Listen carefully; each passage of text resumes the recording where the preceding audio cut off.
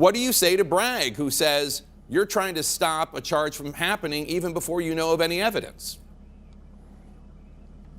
Well, what the DA is trying to say is what you just quoted. He said stay out of local investigations. The problem with that is this is not a local investigation. This is a federal investigation. He's investigating a presidential candidate, not to mention former president of the United States, for a federal election crime. That has no business being litigated in a local district attorney's office. And when he says he's not going to cooperate with Congress, unfortunately for Mr. Bragg, he doesn't have the luxury of determining whether or not he can comply with congressional requests because he crossed over 2 levels of government from the local level to the federal level to try to prosecute something that clearly, if there was a reason for prosecution, it should be done by the Department of Justice on the federal level. Well, he's investigating, as I understand it, potential violations of state crimes.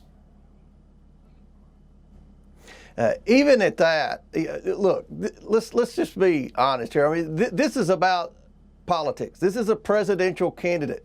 When you look at what we believe the role of the Manhattan DA should be, is to fight crime. I mean, that's one of the biggest issues in New York. We saw that in the midterm elections last November.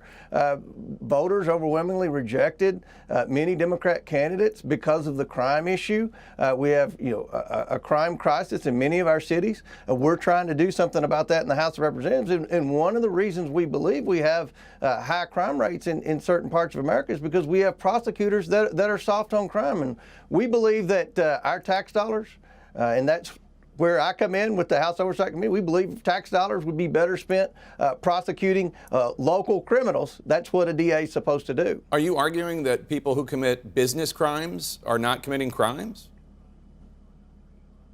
Look, well, is this a business crime? We're talking about a federal election crime here, Jake. This is a federal election crime.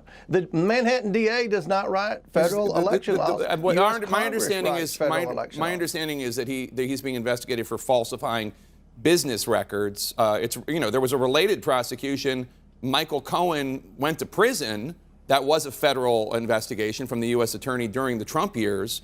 But that U.S. attorney, Mr. Berman, prosecuted, and Mr. Kuzami prosecuted Michael Cohen. He went to prison for that as well as related crimes. I don't remember hearing anything from you during that period. I guess he wasn't a candidate, but he had been working for Donald Trump.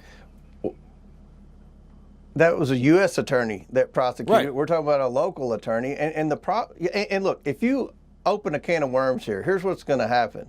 You're going to have county attorneys in red areas, in parts of Kentucky, rural Kentucky, where I am, that are going to start trying to overreach into federal election laws. This is something that if it needs to be investigated or prosecuted, it should be done on the federal level by the Department of Justice. This is Republican James Comer, chair of the House Oversight Committee, doing his level best to get out there and do what he was elected to do: defend Donald Trump at all costs.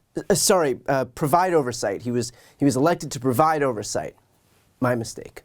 Now, Comer and other Republican committee chairs had decided that they would do Trump's bidding here by launching investigations into Manhattan District Attorney Alvin Bragg's impending indictment of Donald Trump. And so he, along with House Judiciary Committee Chair Jim Jordan and Administration Committee Chair Brian Steele, argued that Congress should be involved now in the ongoing New York State investigation into the $130,000 payment made during Trump's 2016 campaign to Stormy Daniels. Remember when Republicans promised that their priorities in office would be inflation and gas prices? Yeah, me too.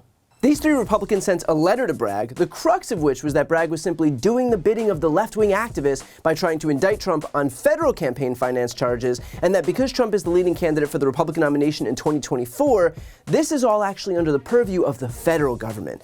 Now, a few issues here. First of all, claiming that Trump can't be held accountable by state officials because he's a leading candidate for federal office is so stupid that it almost hurts.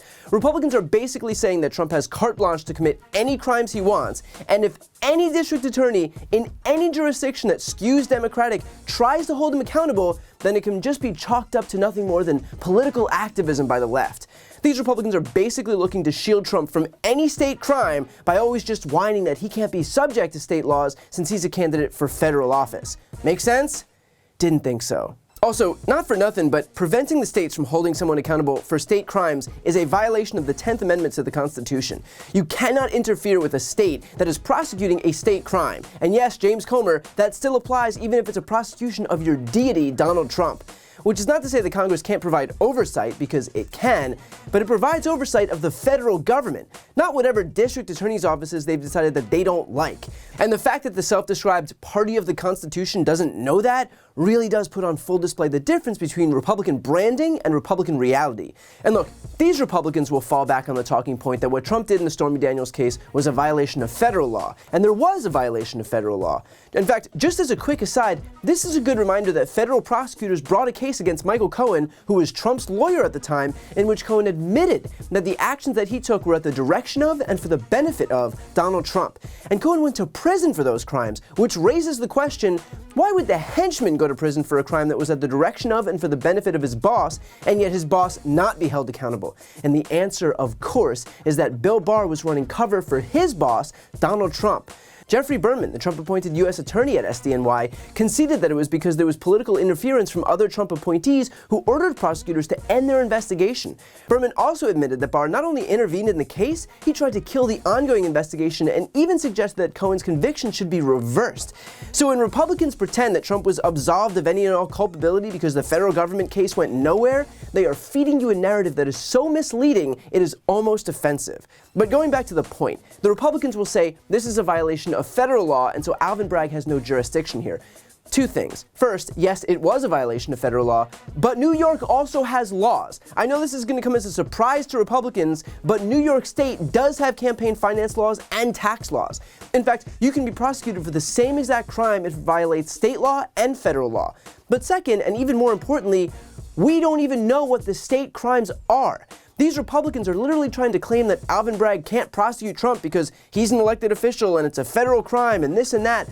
But Alvin Bragg hasn't. There hasn't been an indictment yet. And yet they're still complaining that Alvin Bragg doesn't have the authority to do something that he literally hasn't done yet. If someone can explain to me how these Republicans have standing to claim that Bragg isn't allowed to charge Trump when Bragg hasn't charged Trump, I'm all ears. And here's the best part. When Comer is confronted with the fact that Bragg is investigating Trump for state crimes that, again, haven't yet been revealed, he finally just says that Trump shouldn't be prosecuted because the DA's job is to prosecute local crimes. But here's the thing. He is. Again, just because Trump is a former federal official doesn't mean that he's not still subjected to local laws. And if DA Bragg is going to indict him, then he will obviously indict him based on state laws. The fact is that if we're looking for an abuse of power here, we found it. But it's not in New York, it is in Congress. It's with a group of Republicans who've decided that their deity should not be subjected to any laws because he's Donald Trump. And so these people will talk in circles, despite the fact that they have no basis thus far for trying to shield Trump. They don't know what the charges are. They clearly don't know what the laws are.